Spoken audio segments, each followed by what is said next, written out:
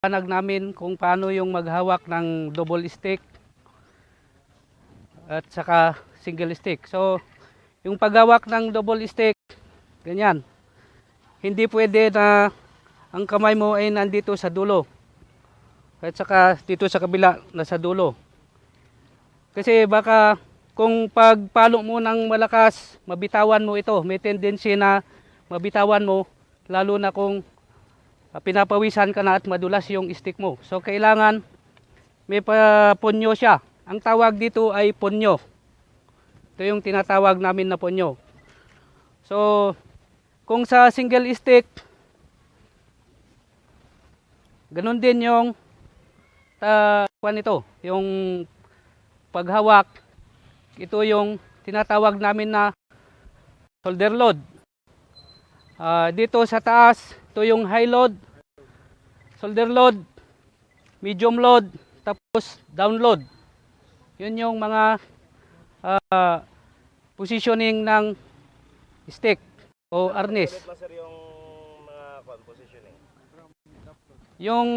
Ito yung ponyo na tinatawag namin. Ito. Yung purpose nito, kung halimbawa nagkapaluan kami, nahawakan ko siya, ngayon pwede ko yang tama sa kanya. Kung sinalag niya, pwede ko lang ibaba diretso dito. Pagkatapos niyan, pwede ko rin gagamitin yung punyo na panghawi sa kanya para ibaba siya.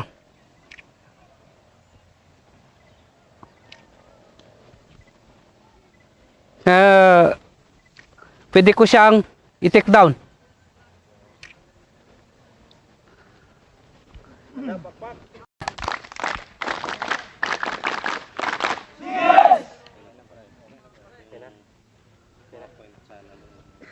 Mamaya na lang yun.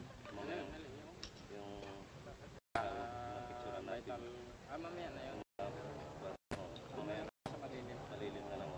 Okay na yan. Okay. So, yun lang masarap. Yun ang purpose. So, yun lang yung purpose ng punyo.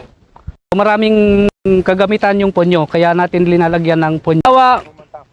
Umatak yung sa taas na kamay niya, ito yung itama, galing sa baba. Ito yung pang-counter sa kanya. Tapos yung isa naka high load, yan, yung tama niya. Yung isang kamay niya.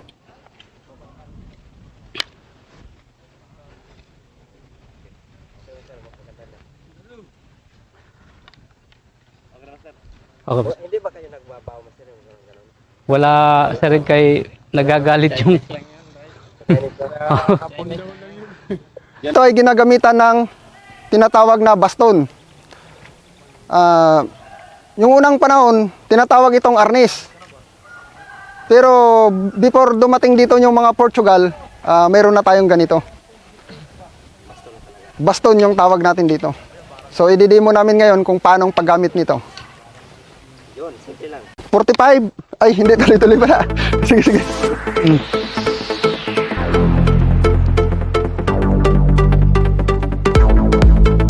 Yun! Okay na, sir. Parang may alam, sige.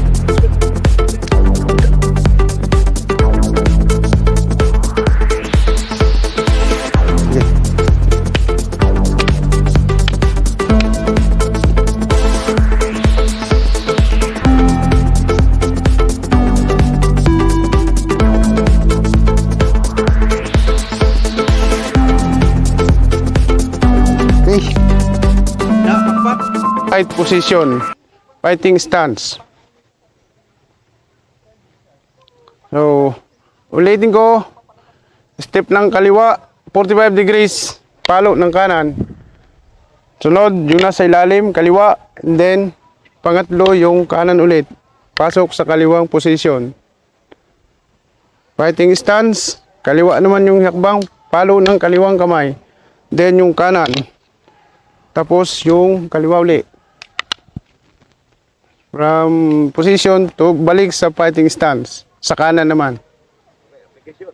So, ito na yung application.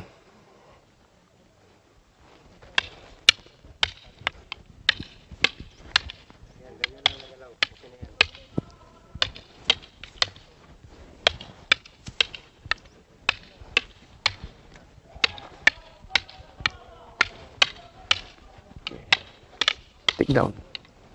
Hindi pa, tulog. Na.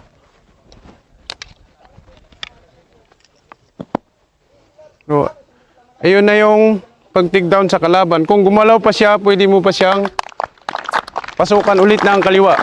Yes! May isa pa, isa pa. Ito yung paraan kung paano mo i-take down dahil double stick kayo, parehas kayong may alam. So, sa pagpalo niya na sa taas, dito ko siya papasukan sa ilalim. Paloyin ko siya sa ilalim, tapos papalo ng... Ano tayo sir, ulitin. Ipakita natin yung mga anggulo ng kamay. Ayan. Oh. Pagpalo niya sa lubungin, ang unang application nito ay kung paano pumalo ng fluid strike. Dahil parehas nga kaming may alam, so siya is ganun din yung palo niya. Una, hahakbang ng 45, then strike. 1, and then 2, then 3. So, 1, 2, 3, striking. Next is from the left, striking 1, 2, 3. So, dito naman sa kanan ulit, bumalik. So, again. 1, 2, 3. 1, 2, 3. So, sa pag-take down naman ito, yung... Pwedeng pakipost doon sa pagka bumabangga ang stick nyo. Okay. Sa una is 45.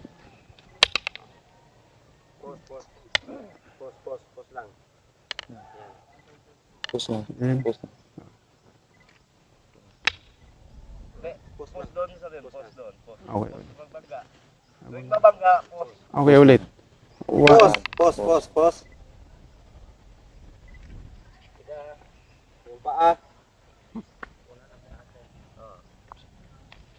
Layuan mo na lang. Pa ulit siyang pasukan ng kaliwa. Kill. Yun yung pag-take down dyan. Kailangan palaging presence of mind. Dahil ang ini-expect natin parehas kayong may alam. Walang hawak ng double stick nang hindi marunong ang bawat isa. Kaya kailangan basahin mo yung galaw niya at malaman mo kung paano mo siya i-take down. Okay, application. Okay na yun. Isa pang application? Oo, isa pa. Isa pa sir, yung tuloy-tuloy. Yung strike. Strike mo na 1, 2, 3, 4 tapos Dalawang ikot lang tayo. dalawang Paano nyo para kudling bilis para kwan. Dalawang- Okay na yung bilis nila kasi pwede mo natin mabilisan. Dalawang ikot lang. So,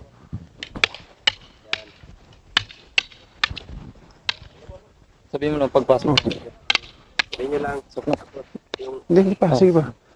Ulit. Sige. Dalawang ikot lang. 1, 2, 3. 1, 2, 3. 1, 2, 3. 1, 2, 3. Wala.